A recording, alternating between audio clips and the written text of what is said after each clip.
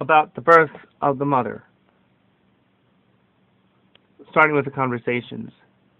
Along the shady pergola under which golden bees are buzzing, greedy for the sugar of the golden grapes, Anna moves slowly towards Joachim, who hastens towards her as soon as he sees her. You came so far? The house is as hot as an oven, and you suffer from it. The only suffering in this last hour is that of a pregnant woman, the natural suffering of everybody, man and beast. Don't get too warm, Joachim. The water we have been hoping for such a long time, and that for fully 3 days seemed so close, has not yet come, and the country is parched. We're lucky to have a spring so near and so rich in water. I have opened the channels. It is a measure of relief for the plants which have withering leaves and are covered with dust, just enough to keep them alive. If it would only rain. Joachim, with the eagerness of all farmers, looks at the sky, while Anna, tired, cools herself with a fan that seems to be made of the dry leaf of a palm interwoven with many-colored threads, keeping it firm. Anna's companion interrupts. Over there, beyond the great Hermon, fast clouds are arising. There is a northern wind. It will refreshen and perhaps bring rain. The breeze has risen for 3 days, and then it sets when the moon rises. It will do the same again. Joachim is discouraged. Let's go back home. Even here one can hardly breathe, and in any case, I think it is better to go back, says Anna, who looks more olive-hued than usual, owing to a paleness which has come over her face. Are you in pain? No, but I can feel the great peace that I experienced in the temple when I was granted the grace, and which I felt once again when I knew I was pregnant. It is like an ecstasy, a sweet sleep of the body while the soul rejoices and calms itself in a peace that has no bodily parallel. I have loved and still do love you, Joachim, and when I entered your house and I said to myself, I am the wife of a just man, I had peace. And I felt the same way every time your provident love took care of your Anna, your grace. But this peace is different. Understand, I think that the soul of our father Heelgrabber was invaded by a similar peace, like the soothing given by oil that spreads and appeases after he dreamt of the angels. And possibly more accurately, it is like the joyful peace of the Tobias after Raphael appeared to them. If I absorb myself in this feeling, it grows more and more in strength while I enjoy it. It is as if I were ascending into the blue spaces of the sky. And furthermore, I don't know the reason for it, but since I have had this peaceful joy in me, I have a song in my heart, old Tobias' song.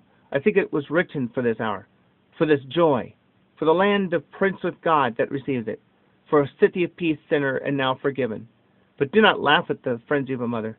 For when I say, thank the Lord for your wealth, and bless the God of centuries, that he may rebuild his tabernacle in you, I think that he who will rebuild the tabernacle of the true God in the city peace will be this one who is about to be born.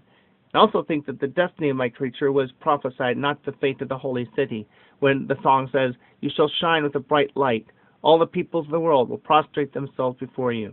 The nations will come, bringing gifts. They'll worship the Lord in you, and will hold your land as sacred, because within you they invoke the great name. You will be happy on account of your children, because they will all be blessed, and they will gather near the Lord. Blessed are those who love you and rejoice in your peace. And I am the first to rejoice, her happy mother. Anna changes color when saying these words, and she lights up like something brought from the paleness of moonlight to the brightness of a great fire, and vice versa. Sweet tears, of which she is unaware, run down her cheeks, and she smiles in her joy. And in the meantime she moves towards the house, walking between her husband and her relative, who listen, and deeply moved, are silent. They make haste because clouds driven by a strong wind rush across and gather in the sky, while the plain darkens and shudders at the warning of a storm. When they reach the threshold of the dwelling, a first livid flash of lightning crosses the sky, and the rumble of the first peal of thunder sounds like the roll of a huge drum that mingles with the arpeggio of the first drops on the parched leaves.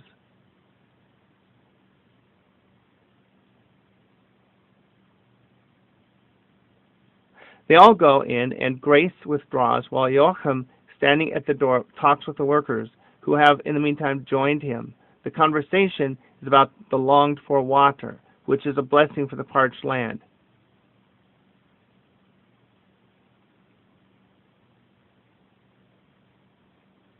But the joy turns into fear because a very violent storm is approaching with lightning and clouds threatening hail. If the cloud bursts, it will crush the grapes and the olives like a millstone. Poor me! Joachim is also anxious for his wife, whose time has come to give birth to her child. His relative reassures him that Anna is not suffering at all, but he is agitated, and every time his relative or any other woman, amongst whom is Alphaeus' mother, comes out of Anna's room and goes back in again with hot water and basins and linens dried near the blazing fireplace in the large kitchen. He goes and makes inquiries, but he does not calm down despite their reassurances. Also, the lack of cries from Anna worries him. He says, "I am a man, and I have never seen a child being born, but I remember hearing that the absence of the throes and cries of the woman in childbirth is fatal.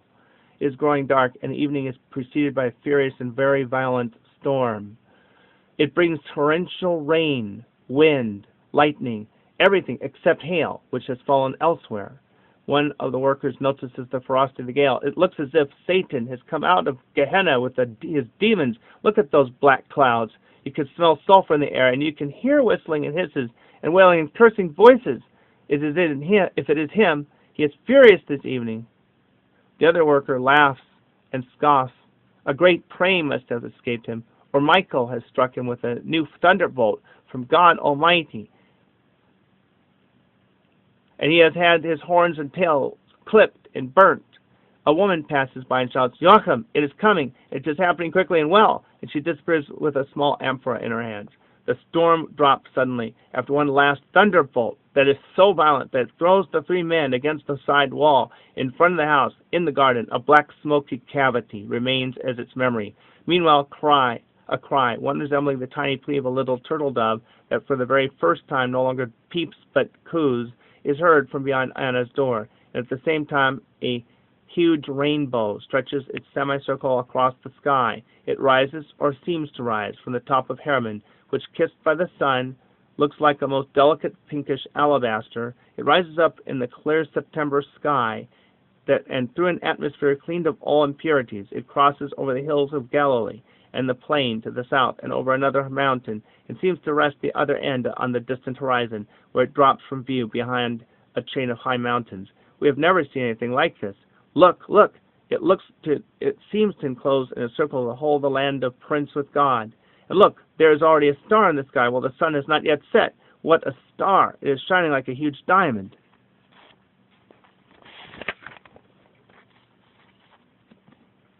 And the moon over there is a full moon, 3 days early. But look how she is shining.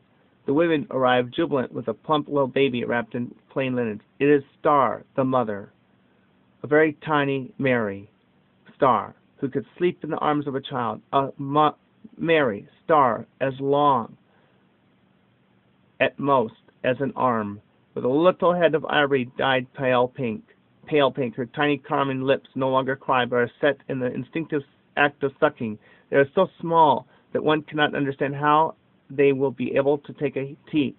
Her pretty little nose is between two tiny round cheeks, and when they get her to open her eyes by teasing her, they see two small parts of the sky, two innocent blue points that look but cannot see. Between them, thin fair eyelashes. Also, her hair on her little round head is a pinkish blonde, like the color of certain honeys, which are almost white. Her ears are two small shells, transparent, perfect. Her tiny hands, what are those two little things groping the air and ending up in her mouth? Closed, as they are now, they are two rosebuds that split the green of their sepals and show their silk within. When they are open, as now, they are two ivory jewels, made of pink ivory and alabaster, with 5 pale garments and nails. How will those two tiny hands be able to dry so many tears? And her little feet, where are they? For the time being, they are just kicking, hidden in the linens. But now the relative sits down and uncovers her. Oh, the little feet! They are about 4 centimeters long. Each sole is a coral shell with a snow-white top veined in blue. Her toes are masterpieces of Lilliputian sculpture. They, too, are crowned with small scales of pale garnet. But where will they find small sandals when those little feet of a doll will take their first steps, sandals small enough to fit such tiny feet? And how will those little feet be able to go such a long way and bear so much pain under the cross? But that, for the time being, is not yet known. And the onlookers smile and laugh at her kicking and her well-shaped legs, at her minute plumpish thighs that form dimples and rings, at her little tummy, a cup turned upside down, as at her tiny, perfect chest. Under the skin of her breast, as soft as fine silk, the movement of her breathing can be seen, and the beating of her little heart can be heard if, as her happy father is doing now, one lays one's lips there for a kiss. This is the most beautiful little heart the world will ever know, the only immaculate heart of a human being. And her back, they are now turning her over, and they could see the curve of her kidneys, and then the plump shoulders and the pink nape of her neck, which is so strong that the little head lifts itself up on the arch of the minute vertebrae. It looks like the little head of a bird that scans the new world that it views. She, the pure and chaste one, protests with a little cry at being thus exposed to the eyes of so many. She, entirely virgin, the holy and immaculate, whom no man will ever see nude again, protests. Do cover this bud of a lily, which will never be opened on earth, and which, still remaining in a bud, will bear its flower, even more beautiful than herself. Only in heaven the lily, the triune Lord, will open all its petals, because up there is no particle of fault that may unwillingly profane its spotlessness, because up there the triune God Almighty is to be received in the presence of the whole Empyrean. The triune God, that within a few years, hidden in a faultless heart, will be in her, Father, Son, Spouse. Here she is again in her linens, in the arms of her earthly father, whom she resembles. Not at the moment. Now she is just a little human baby. I mean that she will be like him when she has grown into woman. She has nothing of her mother. She has her father's color of complexion and eyes, and certainly also his hair. His hair is now white, but when he was young, it was certainly fair, as one could tell from his eyebrows. She has her father's features. As one can tell from his eyebrows, she has her father's features, made more perfect and gentle, being a woman, but that special woman.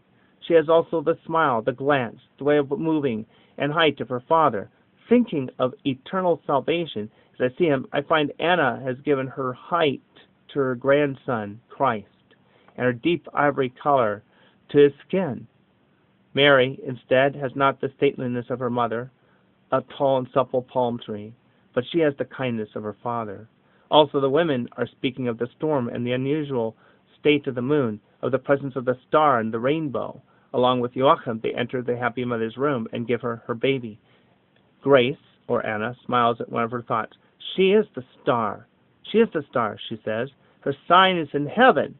Star, ark of peace. Star, my star. Star, pure moon. Star, our pearl. Are you calling her star? Yes, star. Star and pearl and light and peace. But it means also bitterness in Aramaic and Hebrew. The name Miriam in Aramaic means star. In Hebrew it means bitterness. And many of the people usually were bilingual. But it means also bitterness. Are you not afraid of bringing her misfortune? God is with her. She belongs to him before she existed. He will lead her along his ways, and all bitterness will turn into heavenly honey. Now be of your mommy for a little longer before being all of God. And the vision ends on the first sleep of Grace, a mother, and Star, an infant. Because I gave her to the temple when she was 3 years old.